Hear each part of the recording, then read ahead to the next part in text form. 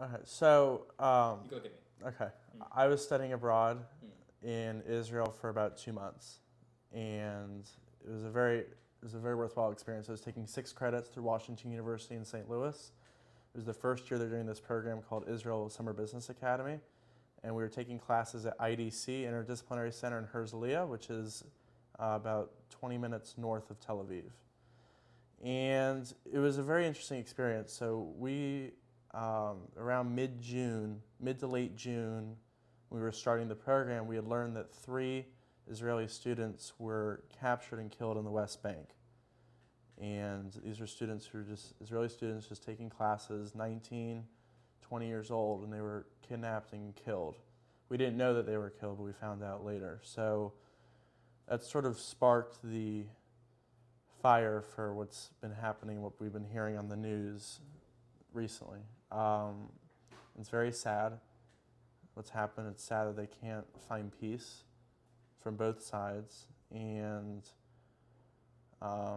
they try these ceasefires, but one of the parties won't. They won't honor the ceasefire. Israel's accepted a ceasefire 4 times, and there's still been rockets during the ceasefire. So, whenever a rocket fires, there's this app called Red Alert, Mm. and I got it on my phone, and it vibrates or makes a sound whether you have it on or off every time a rocket goes off. And I had it for all of Israel, and it would go off all day, every day.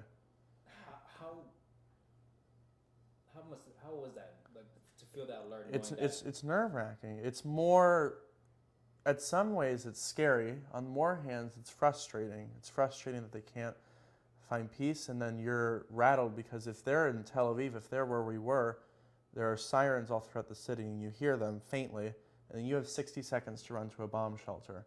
There's a bomb shelter in every building. I might just be walking on the street, and I just see a shop, and I run into that. You see people running towards a shop or running towards an apartment building where they don't even have an apartment. And especially with the beach is scary. I tried not to go on the beach towards the end, but you'd see videos of people on the beach literally sprinting because it was so long between the beach and like the closest, the hotel seaside, and Was this discouraging for you?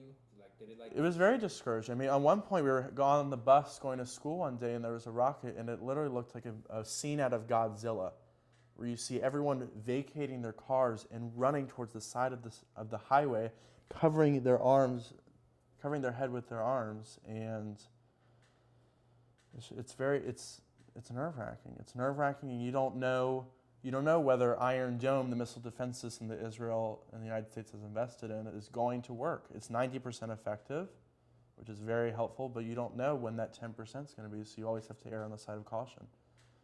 How did you feel you and your fellow students cope with the situation? We had each other, and I feel like as Americans we were more scared than the Israelis because of, unfortunately, the Israelis were so used to this. I mean, I was walking home one day, and I was walking near a preschool, and right after I passed it, a rocket was going off. And you see little children, 3 and 4 years old, screaming and running towards the building as they're playing on the playground, playing kickball on the monkey bars. I mean, it's just not a way to be raised. Learning from hate and violence and war, and you see in Gaza the poor children. They're being forced into living in these schools, but they're high fiving people who are launching the rockets, and they're getting injured, and it's terrible. But What do you think? Here's the real story here. Like, what do you think Americans don't understand about the conflict?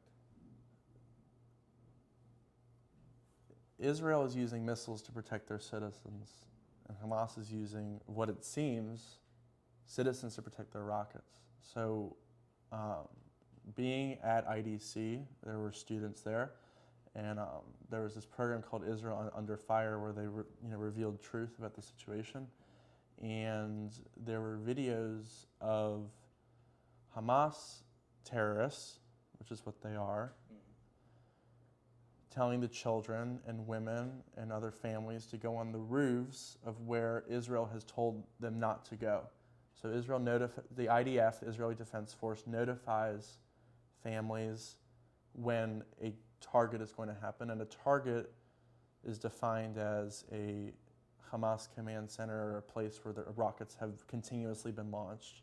And they say, please vacate the area. They do text messages, voicemails, leafleting is what it's called. And they're told to vacate the area to a specified area. And then they don't, and then there are all these civilian casualties. Right. So you can't compare these Palestinian casualties to the Israeli casualties because the money that Israel has is invested towards missile defense and defense of the country and bomb shelters. And Hamas using the aid that Israel has given them, for example, for schools and hospitals, is being used for more rockets and more artillery and not towards the help of the citizens. So there are stockpiles of rockets in hospitals and UN facilities and UN hospitals, UN schools, and it's sad. And you hear all this, and you know, a lot. My program is secular, so there were Jews and non-Jews, and I would talk to Jews and non-Jews and say, you know, what do you think about this? I say, I don't know, but it seems that, you know, Israel's on the right and Hamas is wrong, and it's sad because they don't have anywhere to go. Right. People in Gaza, they have nowhere to go. Just They're stranded by their leadership.